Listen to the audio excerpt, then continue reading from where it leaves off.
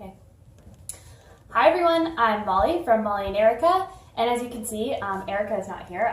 We have a special guest on Thrive Forward Tuesday today. This is my sister. Hi!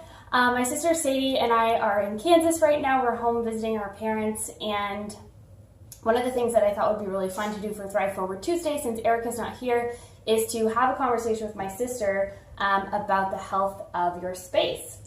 And so why she's an expert in that is because she is the founder and owner of a company called Swell Interiors, which focuses on home decor and organization.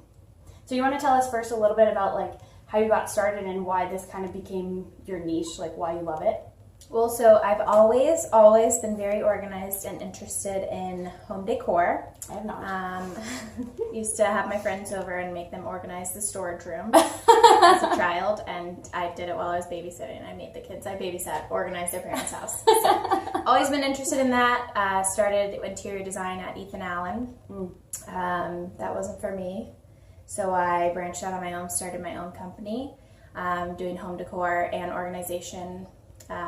More focus on home decor, and then realized that I was kind of most energized when I was organizing people's homes, and that's what I wanted to do, and so I've just recently shifted towards focusing on that. Yeah, and so what's so cool about this is, you know, when Erica and I talk about health and well-being, like we are definitely looking at it in a very holistic sense, and we actually talk very little about the food side of things. We spend a lot of our time talking about what's going on inside the brain. And as Sadie and I were talking the other day, one of the things we were talking about was like mental clutter. And so I want to hear a little bit, like share a little bit more about that and how like the health of your space equals all these other things for you. So when you walk around your house, I know a lot of my clients just see projects. So you see laundry to be done, you see the wall that you nicked while you were moving a chair and you need to paint and touch it up, and you see, you know, your junk drawer and your closet full of just stuff and shoes everywhere.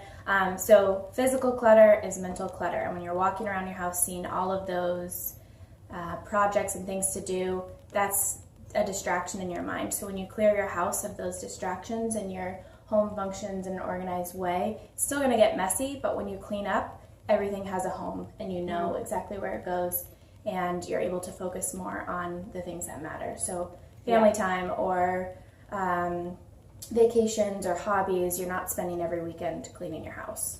Which is what I do. And most people do. Yeah. They Yeah, get off work totally. and they clean their house, you know. Yeah, and I do totally understand what you're saying, because when I go home or when I'm at home on a Saturday or Sunday, all I'm thinking about is like, you know, I need to go grocery shopping. I need to do my laundry. And I really do have all of these unfinished projects in my space.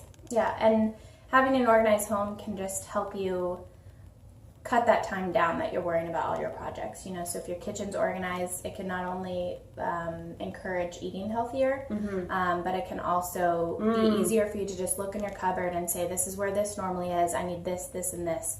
And it just cuts down everything when your space is just flowing kind of harmoniously, and there's not 13 different places where you keep your chips in your kitchen, you know. Yeah, I have chips, Molly doesn't, but oh, I definitely have some chips. But no, that's so funny, because I've been to one of the things we do sometimes is pantry cleans, and I went through this woman's pantry, and I swear to God, she had 6 containers of oats. Yep. Because you buy them every time you bake, or you're like, oh, I don't have flour, or even, you know, I was going through my parents' linen closet and they had 6 things of contact solution. You know, you just buy it when you need it, and you can't find it in your closet immediately, so you assume that you don't have it, and it just creates more waste, more clutter. You're wasting money and all of those things.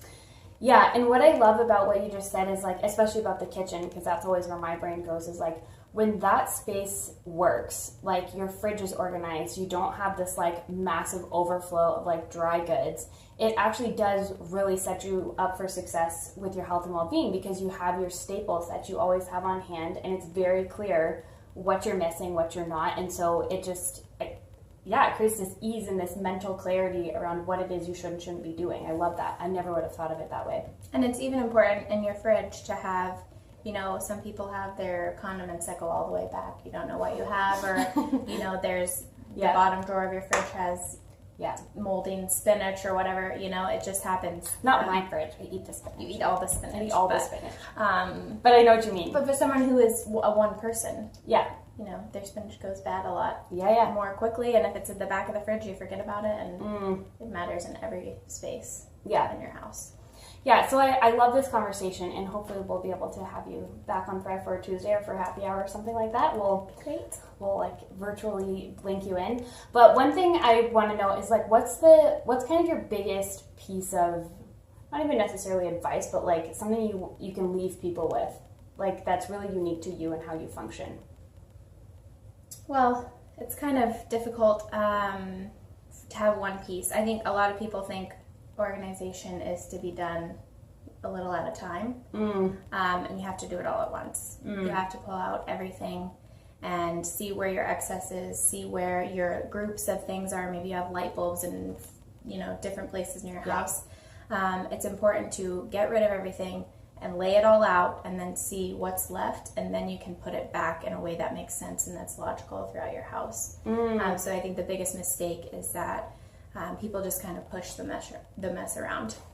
I'm definitely guilty of that. Yeah, so on a weekend they'll do the junk drawer or their closet, but then you would just end up moving stuff from the junk drawer into a different closet, and you just shift your mess around until you just never make any progress. You have to get rid of all the excess and then put it back in one spot. That makes sense logically. Yeah, so just get in there, get down and dirty. Yep. And then you free up all the space. Yep. Cool. Well, thank you so much for doing Thrive Forward Tuesday with me. This was really fun to have my sister on. And where can people find you? They can find me on my website, www.swellinteriors.com.